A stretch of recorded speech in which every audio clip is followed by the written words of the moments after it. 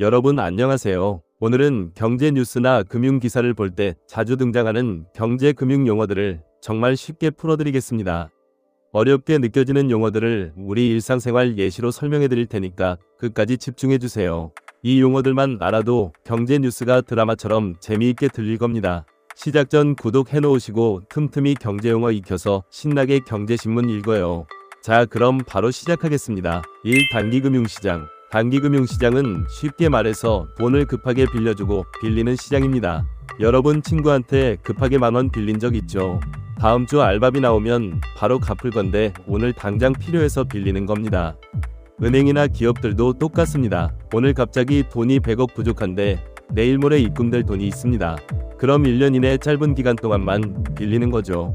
콜시장이라고 해서 하루만 빌리는 시장도 있고 기업보험 시장, 양도성 예금 증서 시장 이런 게 다 여기 속합니다. 왜 이게 중요하냐면 여러분이 편의점에서 물건 사면 그 돈이 편의점 사장님한테 가고 사장님이 그 돈으로 또 물건을 삽니다.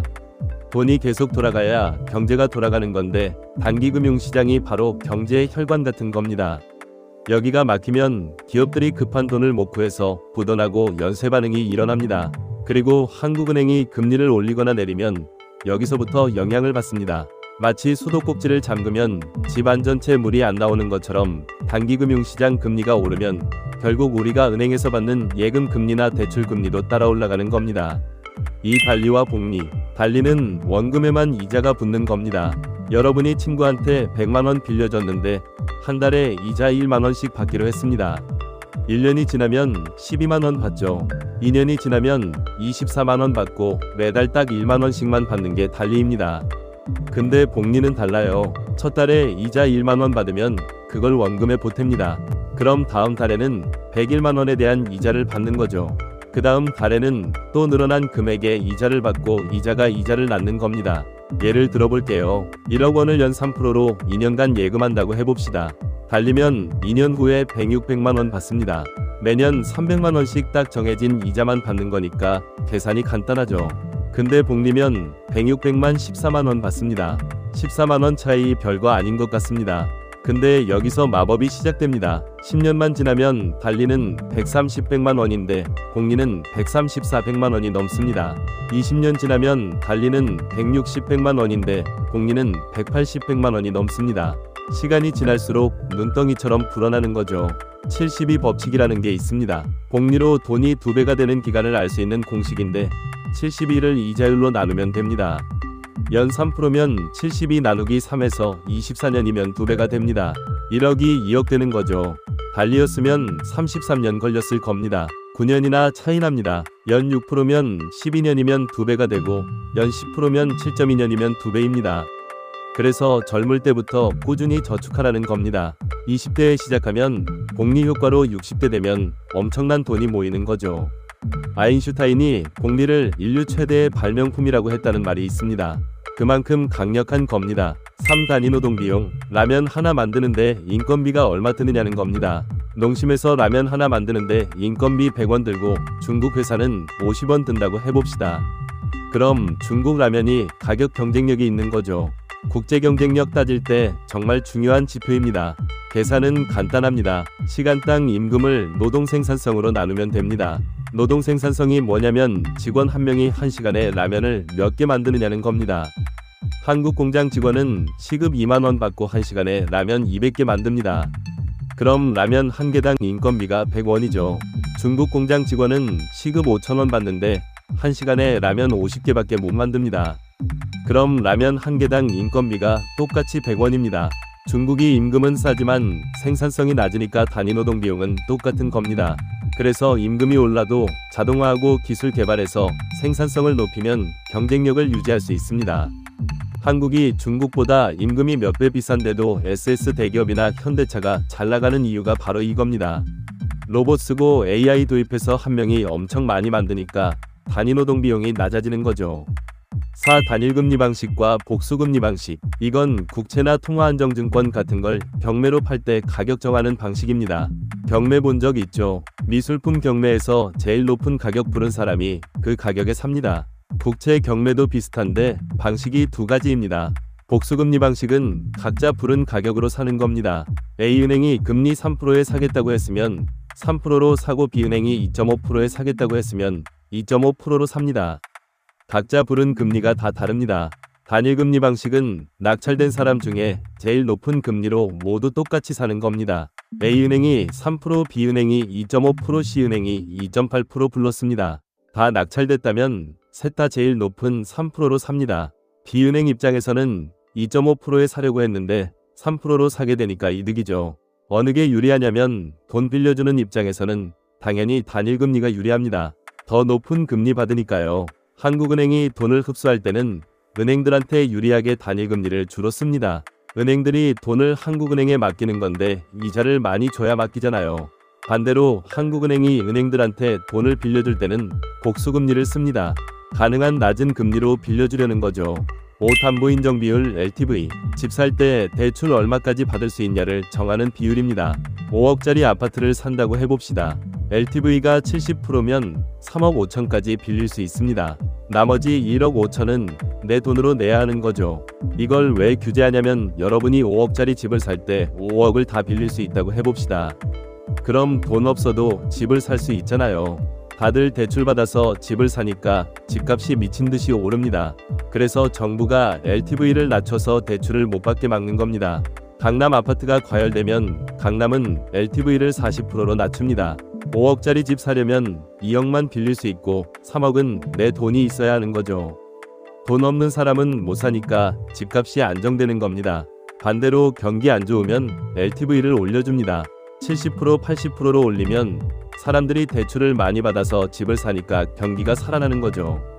요즘은 지역별로 다 다릅니다. 강남은 40%, 분당은 50%, 지방은 70% 이런 식으로 투기 지역이냐 아니냐에 따라 다르게 적용하는 겁니다. 6. 당일 결제, 이길 결제, 이기길 결제. 외환 거래할 때 언제 돈을 주고받느냐는 겁니다. 여러분이 인터넷 쇼핑하면 보통 주문하고 23일 후에 물건 옵니다. 당일 배송이면 오늘 오고 일반 배송이면 며칠 후에 오고요. 외환 거래도 마찬가지입니다. 당일 결제는 오늘 거래하고 오늘 돈 주고받는 겁니다. 이길 결제는 내일 주고받고 이기길 결제는 모레 주고받습니다. 왜 이렇게 복잡하냐면 나라마다 시차가 다르고 영업일도 다르거든요. 한국은 월요일인데 미국은 일요일이면 거래가 안 되잖아요. 그래서 보통 이 영업일 후에 결제하는 이기길 결제가 제일 많습니다. 양쪽 나라 다 영업하는 날을 맞추려면 이틀 정도 여유가 필요한 겁니다. 만약 이 영업일 넘어가면 그건 현물환 거래가 아니라 선물환 거래가 됩니다. 미리 환율 정해놓고 나중에 결제하는 거죠. 7. 대기성 여수신제도. 은행들이 한국은행한테 급하게 돈 빌리거나 맡기는 비상 시스템입니다. 여러분이 급하게 돈 필요할 때 부모님한테 빌립니다. 근데 부모님이 공짜로 안 빌려주고 이자 받습니다. 그것도 은행보다 비싸게요. 왜냐면 평소에 저축 안 하고 허투루 쓰다가 급하게 빌리러 온 거니까 혼내는 의미로 비싸게 받는 겁니다. 대기성 여신제도가 딱 그겁니다. 은행이 갑자기 돈이 부족해서 한국은행한테 빌리러 갑니다. 한국은행은 빌려주는데 금리를 비싸게 받습니다. 시장 금리가 3%면 3.5%나 4% 이렇게 받는 건데 이걸 벌칙성 금리라고 합니다. 평소에 돈 관리 잘했으면 이런 일 없을 텐데 급하게 빌리러 왔으니 벌금 성격으로 비싸게 받는 거죠. 대신 조건만 맞으면 한도 없이 무제한으로 빌려줍니다.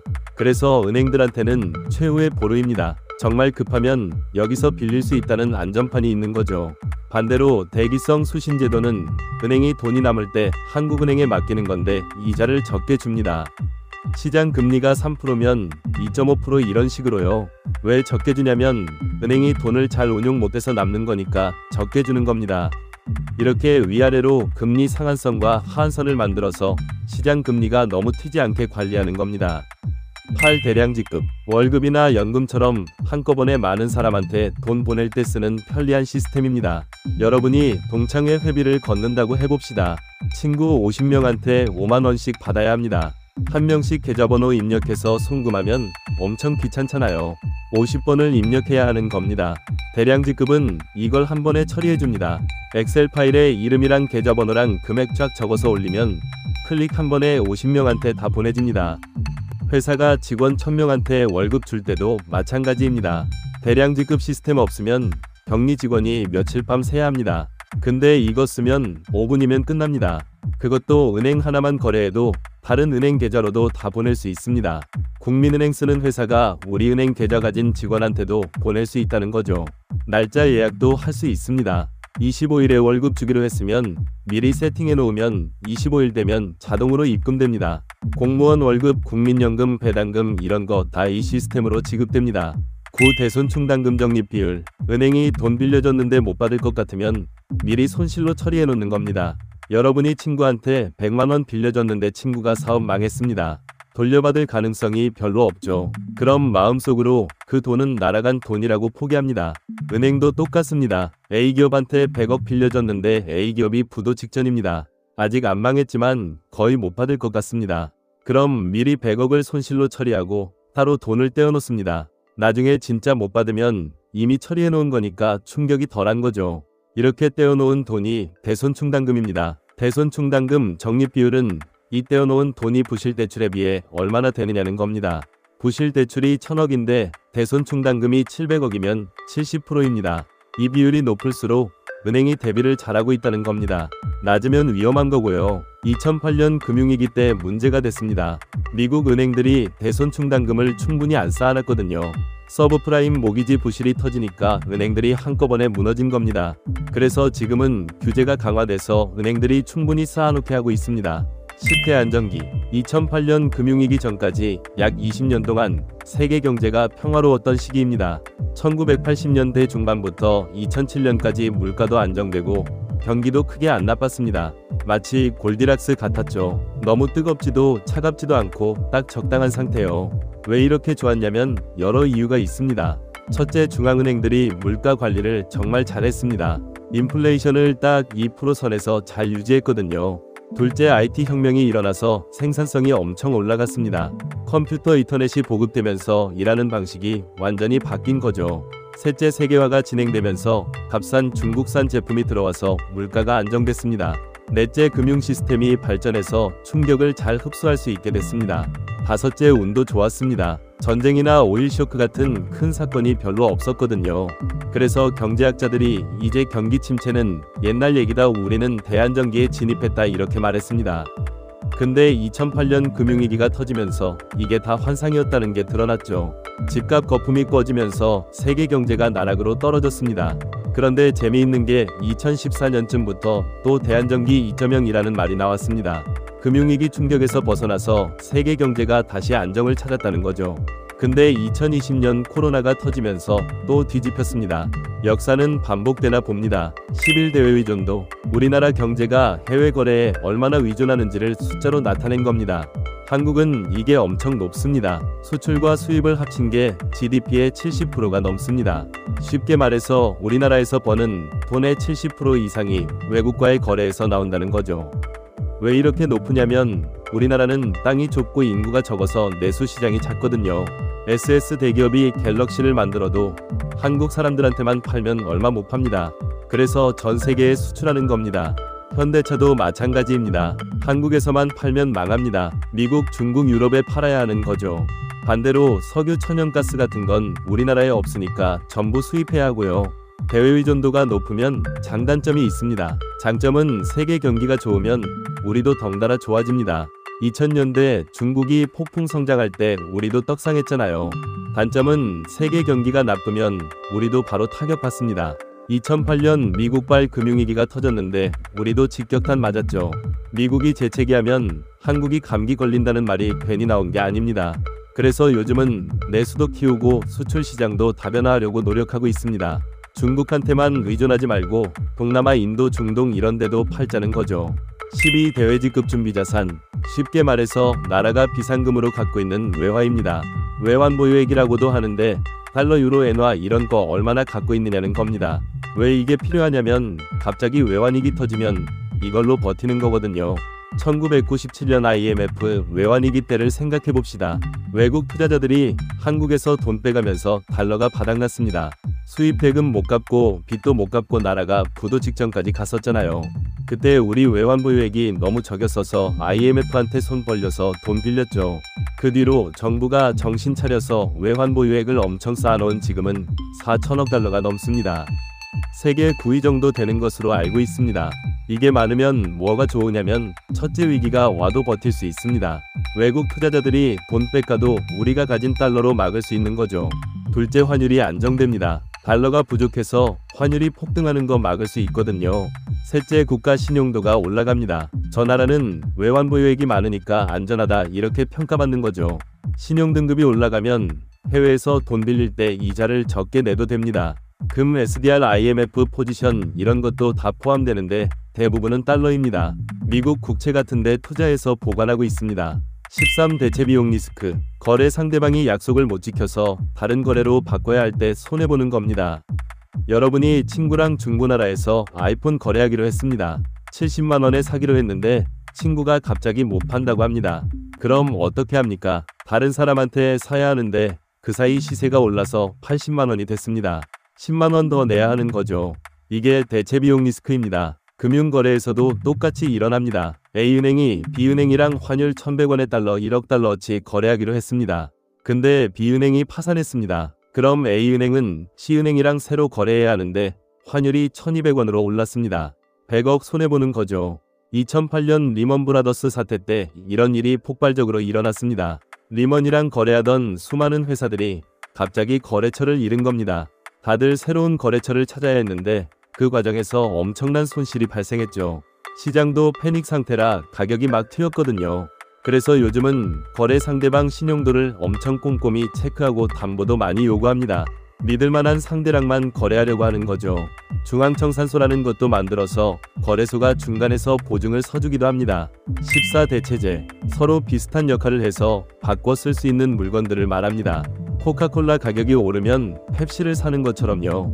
버터가 비싸지면 마가린 사고 치킨이 비싸면 피자 시킵니다. 이런 게 다 대체 관계입니다. 한 제품 가격이 오르면 다른 제품 수요가 늘어나는 거죠.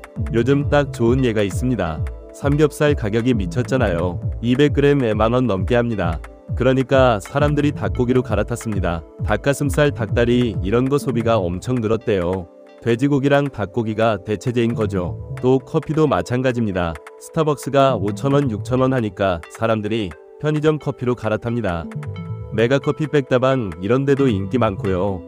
기업 입장에서는 대체제가 많으면 가격을 함부로 못 올립니다. 올리는 순간 소비자들이 다른 제품으로 도망가니까요. 그래서 차별화가 중요한 겁니다. 애플이 아이폰 가격을 비싸게 팔아도 잘 팔리는 이유가 뭡니까? 대체제가 별로 없어서 그럽니다. 갤럭시가 있긴 한데 아이폰 쓰던 사람은 생태계 때문에 못 바꾸거든요. 에어팟, 아이패드, 맥북 다 연동되니까요. 반대로 라면 시장 보세요. 신라면, 농심, 오뚜기, 삼양 다 비슷비슷합니다. 하나가 가격 올리면 바로 다른 거 삽니다. 그래서 라면 회사들은 가격 올리기가 조심스러운 겁니다. 15. 대출금 출자 전환. 은행이 돈 못 받을 것 같으면 그 대출금을 주식으로 바꾸는 겁니다. A기업이 은행한테 100억 빌렸는데 사업이 안 돼서 못 갚겠답니다. 그냥 놔두면 부도 나서 1원도 못 받을 것 같습니다. 그럼 은행이 이렇게 제안합니다. 100억은 포기할 테니까 그 돈으로 우리한테 주식을 달라고요. 그럼 A기업은 빚이 사라지고 은행은 주주가 되는 겁니다. 은행 입장에서 뭐가 좋으냐면 나중에 회사가 잘 되면 주가가 올라서 돈을 벌 수 있습니다. 배당도 받을 수 있고 주식을 팔아서 시세 차익을 낼 수도 있습니다. 회사 입장에서도 좋습니다. 빚이 줄어드니까 부채 비율이 내려갑니다. 매달 이자 내는 부담도 없어지고 숨통이 트이는 거죠. 근데 위험도 있습니다. 회사가 결국 망하면 은행은 주식을 가지고 있어봤자 휴지 조각입니다. 대출금은 우선 변제권이 있어서 망해도 뭐라도 받을 수 있는데 주식은 제일 나중에 받거든요. 그래서 출자 전환은 정말 신중하게 해야 합니다. 회생 가능성이 있는 기업한테만 해야지 막 다 해주면 은행이 망합니다. 1997년 외환위기 때 이게 막 일어났습니다. 은행들이 부실 기업들한테 출자 전환 해줬는데 그 기업들이 다 망하면서 은행들도 같이 부실화된 겁니다. 16. 대출 채권 분할 매각. 은행이 대출해준 돈을 다른 사람한테 팔아버리는 겁니다. 예를 들어볼게요. A은행이 홍길동한테 10억 빌려줬습니다. 근데 A은행이 갑자기 현금이 필요합니다. 그럼 이 대출 채권을 B은행한테 팝니다. 9억 5천에 파는 겁니다. A은행은 당장 현금 9억 5천을 받고 B은행은 앞으로 홍길동한테 원금이랑 이자를 받을 권리를 갖습니다. 근데 특이한 게 홍길동은 이 사실을 몰라도 됩니다. 여전히 A은행 계좌로 갚으면 A은행이 그걸 B은행한테 전달해 주거든요. 이게 좋은 점이 뭐냐면 은행 입장에서는 돈을 빨리 회수할 수 있습니다. 10년 만기 대출이어도 지금 당장 팔아서 현금화할 수 있는 거죠. 근데 위험도 있습니다. 홍길동이 나중에 돈을 못 갚으면 B은행이 손해봅니다. A은행한테 책임 물을 수도 없습니다. 그래서 보통 할인해서 팝니다. 10억짜리를 9억 5천에 파는 이유가 리스크 프리미엄 때문인 거죠. 요즘은 이런 대출 채권을 묶어서 증권화해서 파는 경우도 많습니다. 주택담보대출 여러 개 묶어서 상품으로 만들어 파는 겁니다. 17WD, 경기가 2번 떨어진다는 뜻입니다. 불황이 왔다가 좀 나아지나 싶더니 다시 불황으로 떨어지는 거죠. W자 모양으로 움직인다고 해서 W자형 불황이라고도 합니다. 예를 들어볼게요. 2020년 1분기, 2분기에 코로나로 경기가 나빴습니다. 마이너스 성장했죠. 그러다 3분기, 4분기에 회복됐습니다. 정부가 돈 풀고 백신 나오고 해서요. 사람들이 이제 끝났다 생각했습니다. 근데 2021년에 델타 변이 오미크론 터지면서 다시 마이너스 성장했습니다. 이게 더블딥입니다. 한번 떨어졌다가 올라왔는데 또 떨어지는 거죠. 왜 이런 일이 생기냐면 보통 정부가 경기 부양책을 성급하게 걷어들여서 그럽니다. 조금 나아지니까 금리 올리고 재정 지출 줄이고 그러면 경기가 다시 꺾이는 겁니다. 1980년대 초 미국이 딱 그랬습니다. 1980년 불황 왔다가 1981년 초에 회복됐습니다. 근데 연준이 인플레이션 잡는다고 금리를 확 올렸습니다. 그러니까 1981년 중반부터 1982년까지 또 불황이 온 거죠. 전형적인 더블딥입니다. 그래서 요즘은 경기 회복이 확실해질 때까지 부양책을 유지하려고 합니다. 성급하게 거두면 더블딥 올 수 있거든요. 18 도덕적 해이, 책임지지 않아도 되니까 막 행동하는 겁니다. 여러분이 부모님 차 빌려서 운전한다고 해봅시다. 사고 나도 보험 처리하면 되니까 막 운전할 수 있잖아요. 내 차였으면 조심했을 텐데 남의 차니까 막 모는 겁니다. 이게 도덕적 해이입니다. 금융에서 이게 큰 문제가 됩니다. 은행이 기업한테 대출해줬습니다. 근데 기업이 그 돈을 약속한 투자에 안 쓰고 사장님이 개인적으로 빼돌립니다. 은행은 그걸 잘 모르거든요. 기업 내부 사정을 다 알 수는 없으니까요. 이게 도덕적 해이입니다. 또 전문 경영인 문제도 있습니다. SS 대기업 회장은 SS 대기업이 잘 되든 망하든 자기 회사니까 신경 씁니다. 근데 전문 경영인은 자기 회사가 아니잖아요. 월급 받고 일하는 사람입니다. 그럼 회사 이익보다 자기 이익을 챙길 수 있습니다. 회사 돈으로 호화 출장 다니고 비싼 차 타고 이런 거죠. 주주들은 그걸 다 감시할 수 없으니까 도덕적 해이가 생기는 겁니다. 2008년 금융위기도 도덕적 해이 때문입니다. 은행들이 부실 대출을 막 해줬습니다. 어차피 대출을 증권화해서 팔아버리면 은행은 책임 안 져도 되니까요. 리스크는 다른 사람한테 넘기고 수수료만 챙긴 거죠. 이걸 막으려면 정보 투명하게 공개하고 감시 시스템을 만들어야 합니다. 19도드 프랭크법, 2008년 금융위기 이후 미국에서 만든 강력한 금융규제법입니다. 1930년대 대공황 이후 최대 규모의 개혁이라고 불러요. 왜 만들었냐면 2008년에 리먼 브라더스 망하고 AIG 망하고 세계 경제가 나락으로 떨어졌습니다. 미국 정부가 정신 차려서 다시는 이런 일 없게 하겠다고 만든 법이 도드 프랭크법입니다. 주요 내용이 뭐냐면 첫째, 대마불사를 막겠다는 겁니다. 너무 큰 은행이라고 해서 망해도 정부가 살려주면 안 된다는 거죠. 그래서 대형 은행들한테 자본을 더 많이 쌓으라고 했습니다. 둘째, 금융안전감시위원회를 만들었습니다. 금융 시스템 전체를 감시하는 조직이죠. 셋째, 소비자금융보호국을 만들어서 서민들을 보호하게 했습니다. 은행들이 약관에 함정 만들어 놓고 서민 등쳐먹는 거 못하게 한 거죠. 넷째, 파생상품 규제를 강화했습니다. CDS 같은 위험한 상품들을 거래소에서 투명하게 거래하게 만들었습니다. 다섯째, 볼커룰이라는 게 있습니다. 은행이 자기 돈으로 주식이나 파생상품에 투자하는 거 막는 거죠. 고객 돈은 안전하게 관리하라는 겁니다. 은행들은 이 법 때문에 숨 막혀 한답니다. 규제가 너무 많아서 비용이 엄청 늘었거든요. 트럼프 때 일부 완화됐는데 큰 틀은 그대로 유지되고 있습니다. 20 독점과 과점. 독점은 시장의 공급자가 딱 한 명뿐인 겁니다. 우리나라 전기는 한전밖에 없잖아요. 그게 독점입니다. 수도도 마찬가지고요. 독점 기업은 엄청 유리합니다. 경쟁자가 없으니까 가격을 마음대로 올릴 수 있거든요. 소비자들은 어쩔 수 없이 비싼 가격을 내야 하고요. 그래서 정부가 공기업으로 만들어서 관리하거나 가격을 규제합니다. 과점은 공급자가 소수인 겁니다. 라면 시장 보세요. 농심, 삼양, 오뚜기 이렇게 몇 개 회사밖에 없습니다. 통신사도 SK, KT, LG 3개잖아요. 이게 과점입니다. 과점 기업들은 경쟁하는 척하면서 담합할 수 있습니다. 라면값 올릴 때 보세요. 한 회사가 올리면 다른 회사들도 따라서 올립니다. 서로 짜고 하는 거죠. 담합하다 걸리면 공정거래위원회한테 벌금 엄청 맞습니다. 근데 또 몰래 하거든요. 그래서 정부가 감시하는 겁니다. 독점이랑 과점 둘 다 소비자한테는 안 좋습니다. 가격은 비싸지고 서비스는 별로고요. 그래서 경쟁을 시키려고 노력하는 거죠. 신규 업체가 들어올 수 있게 진입 장벽을 낮추고요. 근데 어떤 산업은 독점이 효율적일 때도 있습니다. 전기나 수도처럼 인프라 깔아야 하는 건 여러 회사가 하면 비효율적이거든요. 그런 건 정부가 관리하는 게 나아요. 20일 동남아시아 국가연합 ASEAN 동남아 나라들끼리 뭉친 협력체입니다. 1967년에 5나라가 모여서 만들었습니다. 인도네시아, 말레이시아, 필리핀, 싱가포르, 태국이었죠. 지금은 10개 나라로 늘어났습니다. 브루나이, 베트남, 라오스, 미얀마, 캄보디아가 추가됐거든요.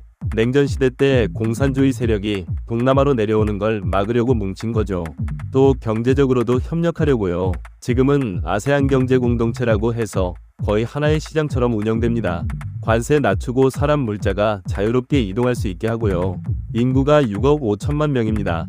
엄청 큰 시장이죠. 우리나라도 아세안이랑 FTA 맺어서 교역이 많습니다. 중국 다음으로 두 번째 교역 상대죠. 최근에는 미중 갈등 때문에 아세안이 더 중요해졌습니다. 중국 리스크 줄이려고 베트남, 태국 이런 데로 공장 많이 옮기거든요. SS 대기업도 베트남에 스마트폰 공장 있고요. 아세안은 앞으로 더 중요해질 겁니다. 젊은 인구 많고 경제 성장률도 높고요. 우리나라 기업들한테는 기회의 땅입니다. 22 동남아시아 국가연합 한중일 아세안 10개 나라에 한국, 중국, 일본까지 합친 협력체입니다. 줄여서 아세안 플러스 3라고 합니다. 1997년 외환위기 겪고 나서 만들었습니다. 위기 다시 안 오게 서로 도와주자는 취지였죠. 주요 활동이 뭐냐면 치앙마이 이니셔티브라고 통화수합 협정을 맺었습니다. 한 나라가 외환위기 오면 다른 나라들이 달러를 빌려주는 거죠. 1997년 때는 IMF한테 손 벌렸는데 이제는 아시아끼리 도와주자는 겁니다.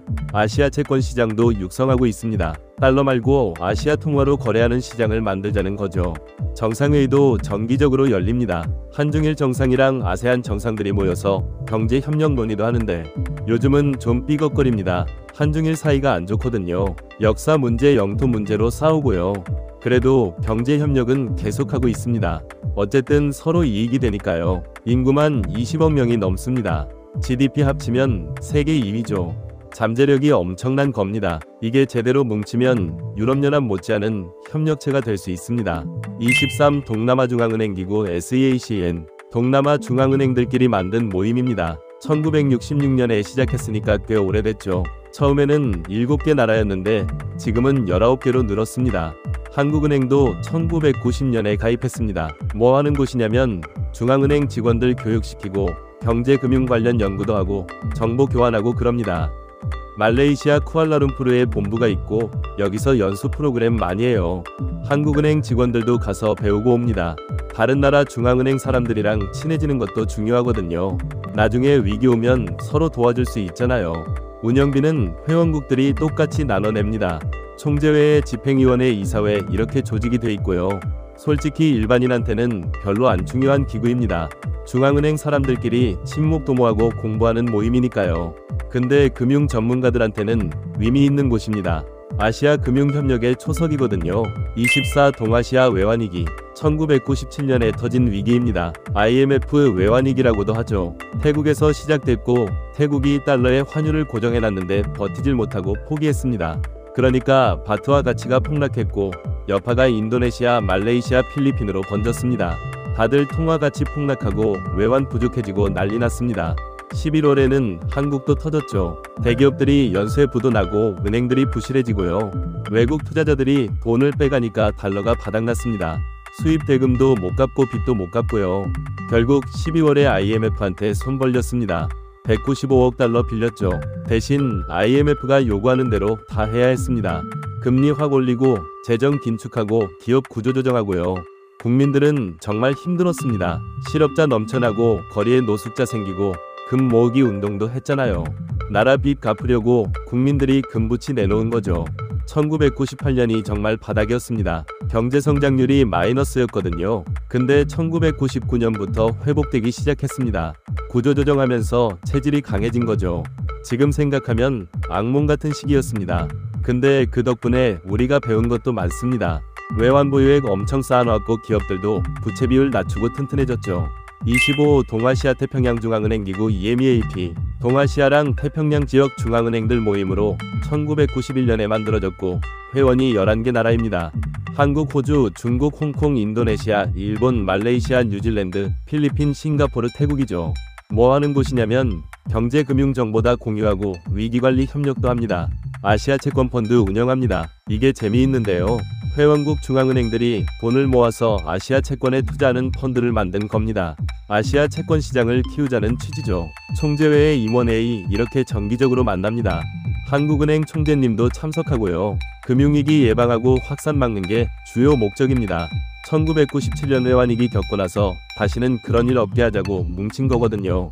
일반인한테는 생소한 기구인데 중앙은행들한테는 중요합니다.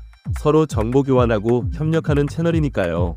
위기 오면 수합 같은 거 해주고요. 아시아 금융 안정에 기여하는 조직입니다. 26동일인 신용공여한도제, 은행이 한 사람한테 너무 많이 빌려주지 못하게 막는 규제입니다. 왜 필요하냐면 은행이 SS 대기업한테만 막 빌려줬다가 SS 대기업이 부도나면 은행도 같이 망하잖아요. 계란을 한 바구니에 담지 말라는 거죠. 우리나라 은행법에 정해져 있습니다. 한 사람한테 은행 자기자본의 20%까지만 빌려줄 수 있습니다. 자기자본이 1조면 2천억까지만 빌려주는 거죠. 동일차주라고 해서 한 사람이랑 연관된 사람들 합쳐서는 25%까지입니다. SS 대기업 회장이랑 SS 대기업 계열사들 다 합쳐서 25%까지만요. 그리고 자기자본의 10% 넘게 빌려준 사람들 전부 합쳐서 자기자본의 500%를 못 넘습니다. 너무 큰 대출을 여러 명한테 하지 말라는 거죠. 예외도 있습니다. 국민 경제를 위해 필요하거나 환율 변동 같은 은행 책임이 아닌 이유로 한도가 넘어간 경우는 봐줍니다.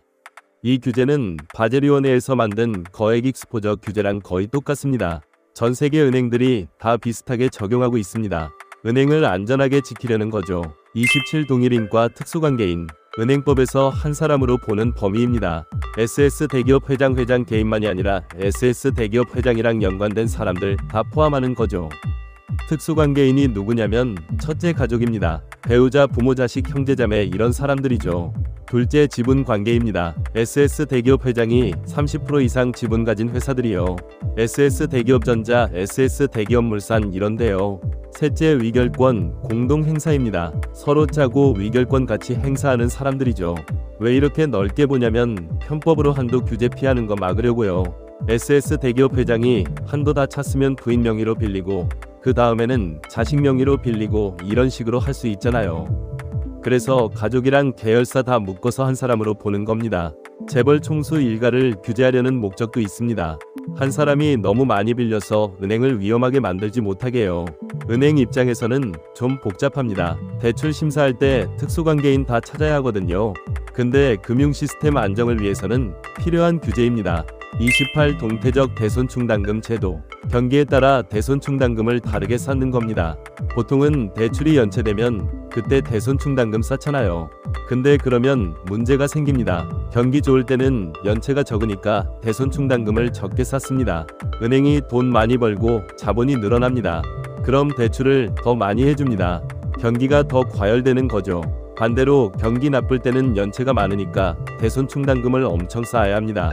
은행 수익이 떨어지고 자본이 줄어듭니다.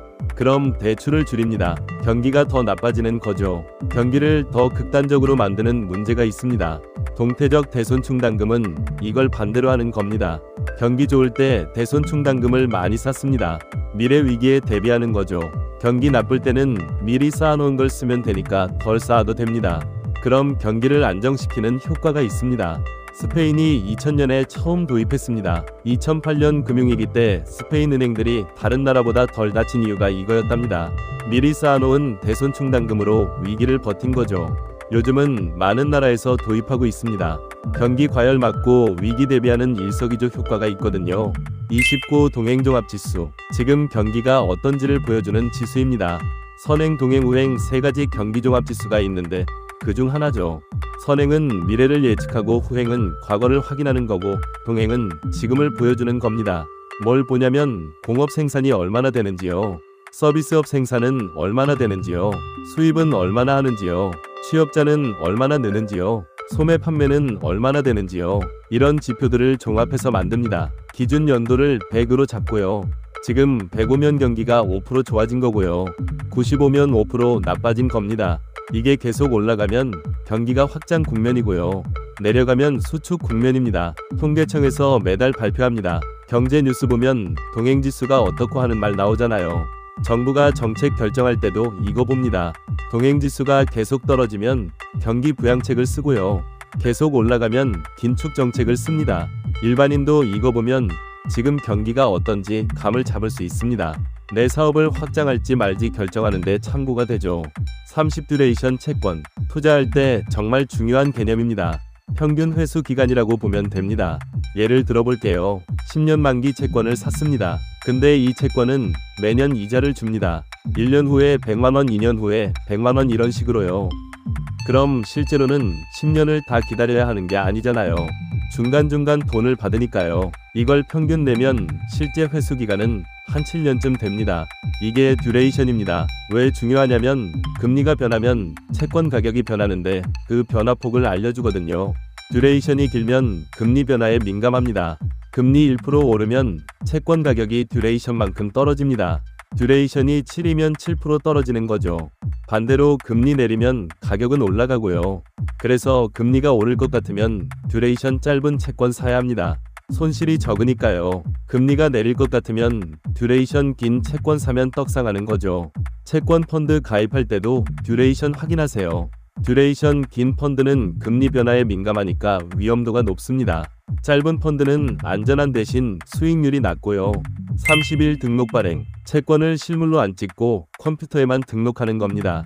옛날에는 채권을 종이로 발행했습니다. 실제 증서를 만들어서 금고에 보관하고요. 근데 이게 불편하잖아요. 잃어버릴 수도 있고 보관 비용도 들고요.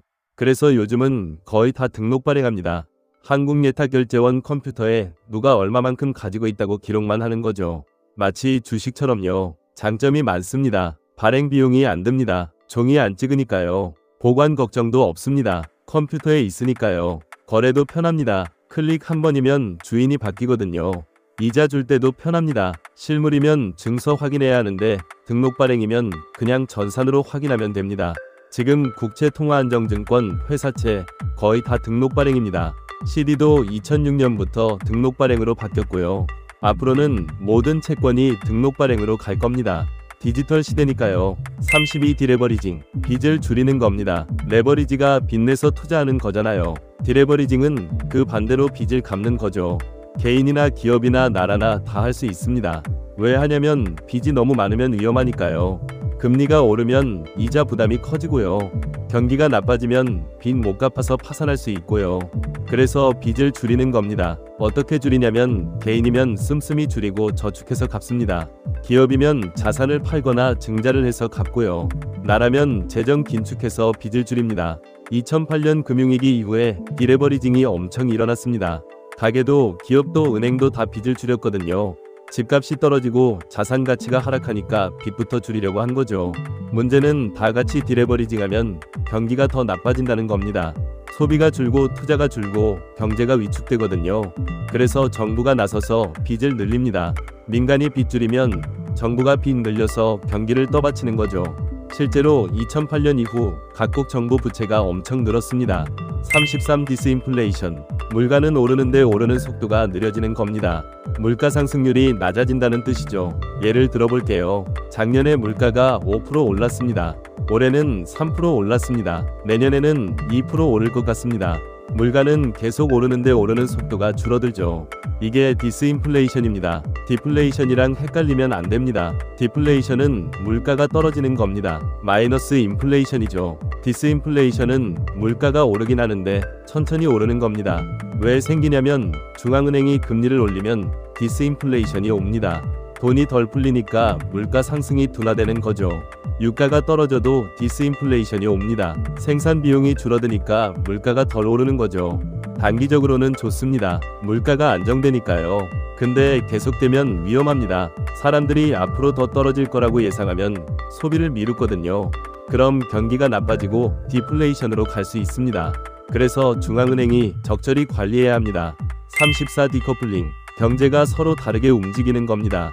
원래는 미국 경기가 좋으면 전 세계가 좋았습니다. 미국 경기가 나쁘면 전 세계가 나빴고요. 다 같이 움직이는 거죠. 이게 커플링입니다. 근데 디커플링은 미국은 나쁜데 중국은 좋고 이런 겁니다. 따로따로 노는 거죠. 2000년대에 이런 얘기가 많이 나왔습니다. 미국 경기가 안 좋아도 신흥국은 잘 나갈 수 있다고요.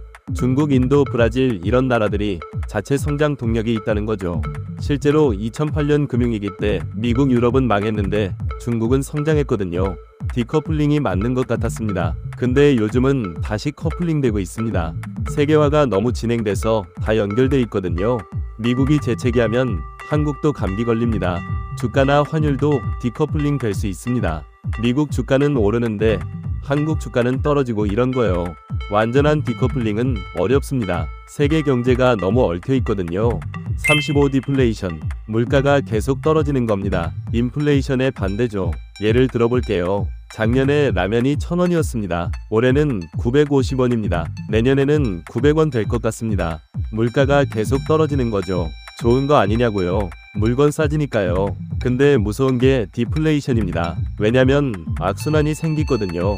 물가가 떨어지면 기업 매출이 줄어듭니다. 그럼 직원을 자르죠. 실업자가 늘어납니다. 소비가 더 줄어듭니다. 물가가 더 떨어지고요. 이게 계속 반복되는 겁니다. 빚도 문제입니다. 1억 빌려서 집 샀는데 집값이 5천으로 떨어졌습니다. 빚은 그대로인데 자산 가치는 반토막 난 거죠. 빚 갚기가 더 힘들어집니다. 일본이 1990년대부터 30년 동안 디플레이션으로 고생했습니다. 잃어버린 30년이라고 하죠. 중앙은행이 금리를 0%까지 내렸는데도 소용없었습니다. 그래서 디플레이션이 인플레이션보다 더 무서운 겁니다. 한번 걸리면 빠져나오기가 정말 어렵습니다. 일본을 보면 알 수 있잖아요. 여러분, 오늘 경제금융용어 35개를 함께 살펴봤습니다. 단기금융시장부터 디플레이션까지 어려운 용어들을 우리 일상과 연결해서 쉽게 풀어봤습니다. 이 용어들만 제대로 이해해도 경제 뉴스를 볼 때 훨씬 더 잘 이해할 수 있을 겁니다. 용어를 알아야 경제의 흐름이 보이고 투자 판단도 제대로 할 수 있거든요. 다음 편에서는 리을 구성 용어를 계속 쉽게 풀어드리겠습니다. 여러분의 경제 공부를 응원합니다.